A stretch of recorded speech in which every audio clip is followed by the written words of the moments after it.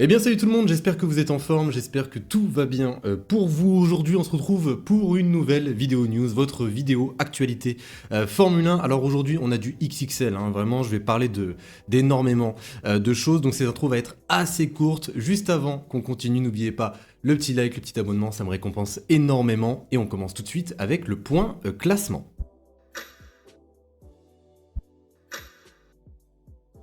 Donc on est parti pour le classement pilote et constructeur. Je rappelle qu'on ressort tout juste d'un Grand Prix du Japon remporté par Max Verstappen. D'ailleurs Max Verstappen creuse l'écart grâce à sa victoire. On peut voir également que son coéquipier Sergio Pérez reprend la deuxième position devant les Ferrari. Il nous montre plutôt bien en fait la hiérarchie en cours lors de ce début de saison 2024. On peut voir les Red Bull, les deux Ferrari, les deux McLaren suivis par les Mercedes et les Aston Martin. Donc voilà pour le classement pilote. On continue avec le classement constructeur. Alors Red Bull reprend 21 points d'avance sur Ferrari. McLaren continue de creuser l'écart devant Mercedes et Aston Martin. Et on peut voir malheureusement que Alpine pointe toujours à la dernière position avec aucun point pris lors de ses 4 premiers Grands Prix. On est parti maintenant pour la première news. Parlons de Williams. Alors Williams, il y a un bilan qui a été effectué qui est plutôt inquiétant puisqu'on vient tout juste en fait de nous révéler les coûts de réparation de Williams depuis ce début de saison. Je rappelle qu'on est rendu qu'au 4e Grand Prix et Williams aurait dépassé les 2 millions de dollars de réparation, ce qui est juste énorme. Si je peux juste comparer à la saison 2023, en 2023 Williams c'était à peu près 4 millions de dollars dépensés en réparation en une saison. Là on est qu'au 4e Grand Prix. Voilà, va vraiment falloir essayer de réduire les coûts chez Williams parce que là ça devient assez alarmant. Deuxième news, et parlons du Grand Prix de France puisqu'il pourrait faire son retour. En tout cas c'est ce que nous a signalé Stefano Domenicali, le patron de la Formule 1. Par contre il y a une condition, c'est qu'il y ait une véritable volonté politique de la part de la France pour accueillir un Grand Prix.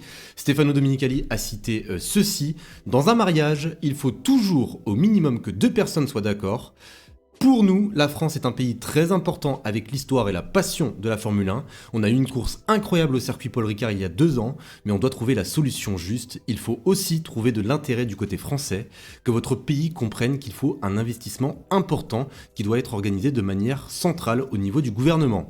Quand on travaille avec d'autres pays, on a les premiers ministres, des rois. Ils s'impliquent tous dans l'organisation d'un Grand Prix de Formule 1. Ils comprennent que nous leur permettrons d'avoir une visibilité mondiale avec des opportunités de business et d'accueil pour de nouveaux visiteurs. Donc voici les propos du patron de la F1. Moi, je suis totalement d'accord avec lui parce que c'est vrai que accueillir un Grand Prix dans son pays, c'est toujours un gage de visibilité qui n'est pas négligeable aujourd'hui.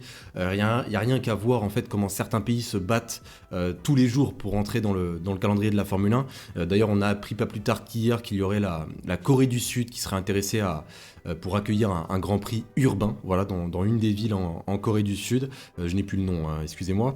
Mais c'est vrai qu'il faut une volonté politique. Donc voici les propos du patron de la Formule 1. Vous me dites bien sûr ce que vous en pensez dans les commentaires. Est-ce que selon vous, un retour du Grand Prix de France est possible à l'avenir? Troisième news, et parlons d'une certaine rumeur qui est sortie il y a quelques jours de cela, comme quoi Carlos Sainz pourrait remplacer Fernando Alonso chez Aston Martin à l'avenir. Alors cette rumeur a été totalement démentie par Pedro Della Rosa lui-même, qui est, je le rappelle, l'ambassadeur d'Aston Martin. Pedro Della Rosa a cité ceci: il n'y a pas de plan B pour le remplacer, notre plan A, plan B, plan C, c'est Fernando Alonso, nous ne cherchons pas ailleurs.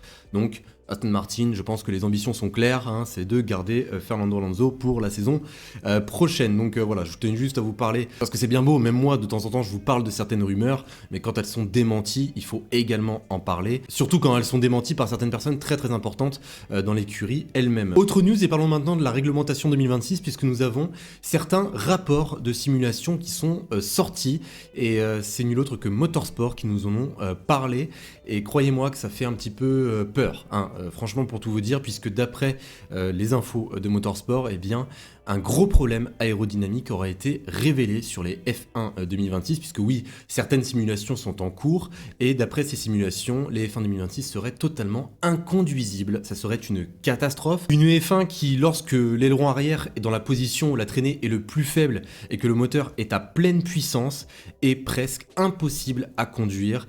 plusieurs cas de tête à queue, l'impossibilité de prendre le moindre virage sans apercevoir un décrochage arrière de la monoplace. Il y a même une source interne qui nous a spécifié que pour ne pas décrocher la monoplace, pour qu'elle ne fasse pas un tête à queue tout simplement, il fallait la conduire d'une manière tellement prudente que dans les temps autour, on était proche d'une Formule 2. Alors là, franchement, je ne sais plus quoi, enfin, je sais pas quoi dire. Franchement, je sais pas quoi dire. Je vais pas vous rappeler qu'est-ce que la réglementation 2026, j'ai déjà fait une vidéo sur le sujet. Je pense que ça sert pas à grand chose que je revienne là-dessus. La seule chose qu'il faut savoir, c'est que cette réglementation 2026 va changer énormément de choses sur la monoplace. On aura des ailerons avant et arrière plus petits, donc 40% de moins d'appui aérodynamique sur toute la monoplace quand même, je le rappelle.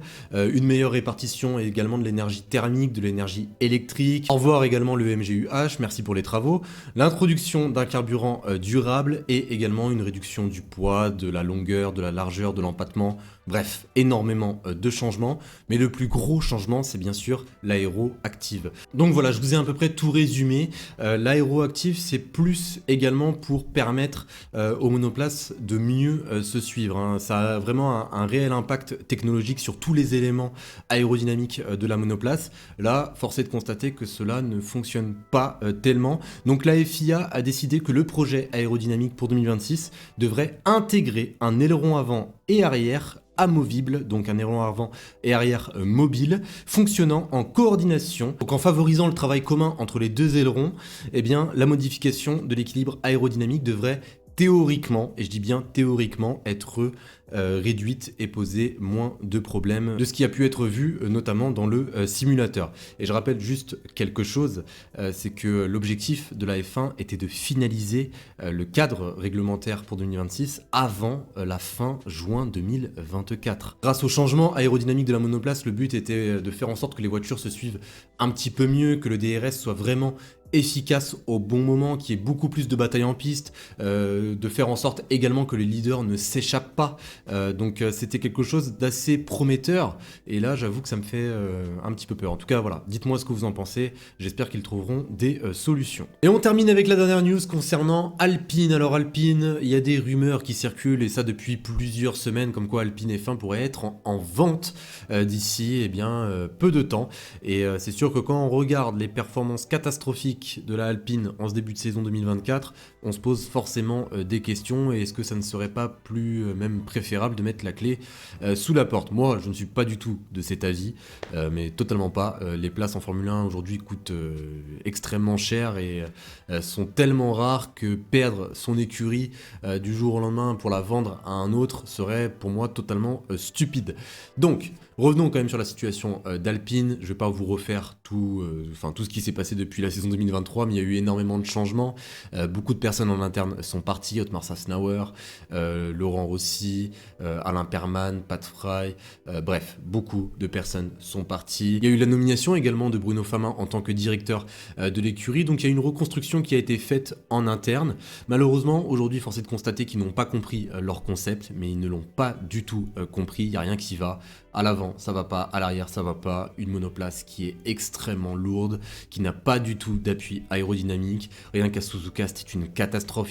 Ils étaient vraiment dans une autre catégorie, les Alpines. Eh bien, le groupe Renault ont annoncé que Alpine F1 pourrait être vendu, mais à une seule condition, c'est que l'écurie qui remplacera Alpine utilisera un moteur Renault. C'est la seule solution. Si Alpine en tant qu'écurie quitte la Formule 1, ils veulent avoir la garantie que le motoriste Renault reste en Formule 1.